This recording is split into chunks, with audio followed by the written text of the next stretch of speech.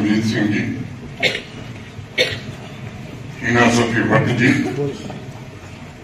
Pashmina exports and manufacturers association के सभी office bearers, Shri Tariq Ahmed Sahab, Imran Wasif साहब, इमरान बाबा, बाकी के सभी साथी, डायरेक्टर हैंडीक्राफ्ट एंड हैंडलूम मसद इस्लाम साहब, सभागार में उपस्थित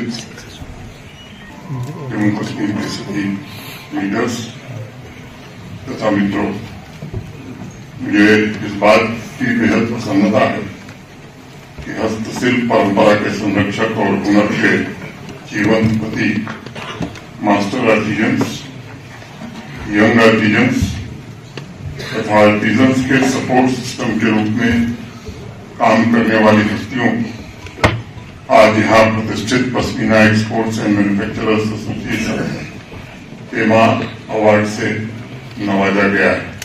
किए गए क्वालिटी के सर्वोच्च पैमाने से निश्चिंत ही नई पीढ़ी को प्रेरणा मिलेगी।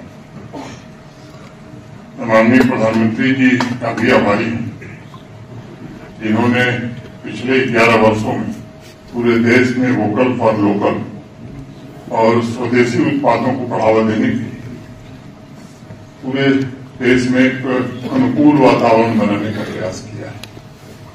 जम्मू कश्मीर के हस्तशिल्प से भी उनका व्यक्तिगत रूप से बेहद लगाव है और पेमा के पदाधिकारियों से जरूर मैं कहना चाहूंगा, स्वयं भारत के प्रधानमंत्री जम्मू कश्मीर की अतुलनीय हस्तशिल्प के सबसे बड़े ब्रांड एम्बेसडर हैं। जब भी विदेशी दौरों पर वो जाते हैं, अपनी विदेश यात्रा के दौरान इस बात का विशेष ध्यान उन्होंने रखा है कि जम्मू कश्मीर के आर्टिजन्स के जतन और उनकी साधना से बनाए गए उत्पाद दूसरे देश के राष्ट्राध्यक्षों को उपहार स्वरूप दिए जाएं। इस वर्ष अभी सितंबर में एक ऐतिहासिक रिफॉर्म जीएसटी में हुआ है। उन्होंने स्वदेशी को राष्ट्र का मिशन बना दिया है और मैं मानता हूं कि ये सुधार, जिनसे हैंडलूम और हैंडीक्राफ्ट के प्रोडक्ट के जीएसटी रेट में भी काफी कमी आई है, वह इस महत्वपूर्ण सेक्टर को एक नई गति प्रदान करेगा। आत्मनिर्भर जम्मू कश्मीर और स्वदेशी अभियान को ध्यान में रखते हुए मैं आग्रह करना चाहूंगा कि अपने घर के लिए भी जब हम उत्पाद खरीदें तो इस बात का ध्यान रखें कि हमारे अपने आर्टिजन्स ने इसे बनाया है, ये हमारे देश में बना है।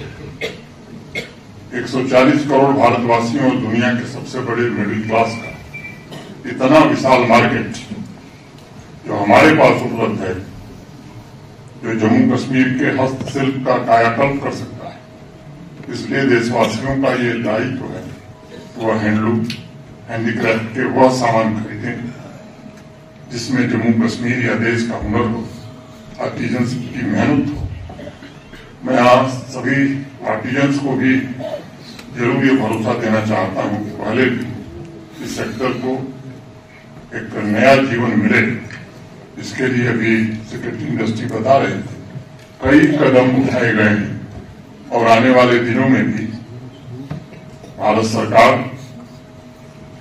जम्मू कश्मीर प्रशासन इस सेक्टर को ट्रांसफॉर्म करके आत्मनिर्भर बनाने में हर प्रकार का सहयोग करेगा। मुझे याद है 2021 में मास्टर आर्टिजन के हुनर को नई पीढ़ी तक पहुंचाने और हैंडलूम हैंडीक्राफ्ट सेक्टर को नई गति देने के लिए जम्मू कश्मीर में हर खानदार स्कीम प्रारंभ की गई थी। तब उसके पीछे एक मंशा थी, कुछ ऐसा किया जाए जिससे जम्मू कश्मीर के सभी आर्टिजन्स मिलकर के जम्मू कश्मीर की खुशहाली का ताना बाना बुन सके। और भी अनेक नई स्कीम शुरू हुई। ई कॉमर्स जैसे इंटरवेंशंस लिए गए जिन्होंने आर्टिजन्स को सीधे डोमेस्टिक और इंटरनेशनल मार्केट से जोड़ने का काम किया। पॉलिसी स्तर पर भी नई Jammu Kashmir wool crossing policy, handicraft and handloom policy को भी नोटिफाई किया गया, जिससे मास्टर आर्टिजन्स और युवा आर्टिजन दोनों को training, design, technology, input, financial assistance, नए मार्केट में एक्सेस और इंफ्रास्ट्रक्चर सपोर्ट सुनिश्चित हो सके। जीआई टैगिंग ने जम्मू कश्मीर के हैंडलूम हैंडीक्राफ्ट की ब्रांड पोजिशनिंग को अंतर्राष्ट्रीय स्तर पर मजबूत बनाने का काम किया और जीआई टैगिंग के 2 वर्षों के अंदर ही जो परिणाम आए, एक्सपोर्ट में काफी अच्छी वृद्धि हुई। एक और लक्ष्य रखा गया कि आर्थिक सहायता हर एक आर्टिजन परिवार तक निश्चित रूप से पहुंचे। कोऑपरेटिव सोसाइटीज स्थापित करने पर इंडस्ट्री डिपार्टमेंट ने काफी जोर दिया और आप में से अनेक लोगों को पता होगा और कुछ लोगों को जानकर के ताज्जुब होगा।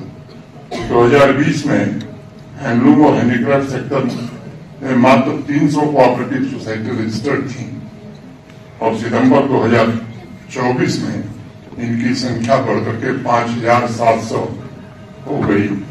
हमें 300 कोऑपरेटिव सोसाइटी से 5700 कोऑपरेटिव सोसाइटी की यात्रा, ये मैं कह सकता हूं कि जम्मू कश्मीर के industry department, handloom handicraft directorate और आप सब लोगों के मेहनत का परिणाम है।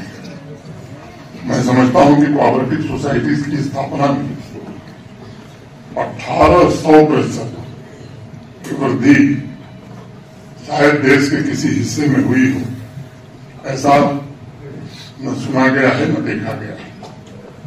कोऑपरेटिव सोसाइटी से मिलने वाले आर्थिक सहायता के अलावा आर्टिजन्स के लिए क्रेडिट कार्ड स्कीम भी शुरू की गई थी। गत वर्ष जून में 32 नए ड्राफ्ट नोटिफाई किए गए थे। 2022-23 में अभियान चला करके डिपार्टमेंट ऑफ हैंडलूम और हैंडीक्राफ्ट लगभग 4 लाख उन आर्टिजन्स को रजिस्टर करने का काम किया था जो हस्तशिल्प की महान परंपरा से प्रत्यक्ष रूप से जुड़े हुए थे और उसमें भी 76,000 से ज्यादा हस्तशिल्प कलाकार पश्मीना से, 55,000 से ज्यादा कारपेट वीविंग से जुड़े थे। जम्मू कश्मीर के आर्टिजन्स के हुनर, उनकी आकांक्षा, उनके सामर्थ्य के लिए उठाए गए इनिशिएटिव्स का परिणाम है कि एक्सपोर्ट प्रमोशन इंडेक्स रैंकिंग में जम्मू कश्मीर या 2020 में 2020 में 35th रैंक पर हुआ करता था, वह 2023 में 17th रैंक पर पहुंच गया। ये आंकड़े बताते हैं 2021 से 2024 के बीच यानी 3 वर्षों के भीतर जम्मू कश्मीर के हैंडलूम और हैंडीक्राफ्ट सेक्टर में एक बड़ी ऊंची छलांग लगाई। 2024 की शुरुआत में 10 क्राफ्ट्स की जीआई टैगिंग के अलावा 12 यूनिक क्राफ्ट्स की पहचान भी की गई। उनके जीआई टैगिंग का प्रोसेस अगस्त 2024 में शुरू कर दिया गया था। क्यूआर कोड और शिल्प के लिए प्रामाणिकता की मुहर, seal of authenticity for crafts की भी शुरुआत हुई और इसके कारण अपने क्रिएटिव प्रोडक्ट्स की यूनिकनेस को आप कायम रख सकेंगे, ये विचार था। ये सच है कि carpet, pashmina, Basoli art, paper मासी जैसे हस्तशिल्पों की बेहतरीन डिजाइन का कोई मुकाबला है नहीं। चाहे हैंडलूम हो या हैंडीक्राफ्ट, सभी प्रोडक्ट्स में मौजूद विविधता लोगों को आश्चर्यचकित कर देती है। संभावित मार्केट तक इस खूबसूरत ट्रेडिशन की जानकारी पहुंचे, इसके लिए अन्य स्तरों पर भी काम हुए हैं। आपके सहयोग, योगदान और प्रशासन की मेहनत का नतीजा था कि श्रीनगर को क्रिएटिव सिटी की मान्यता भी मिली। जी का शहनवाज शाह साहब, आपका ये जो रह गया था हमारे पास लेफ्टिनेंट गवर्नर साहब से कि वो शहनवाज जी को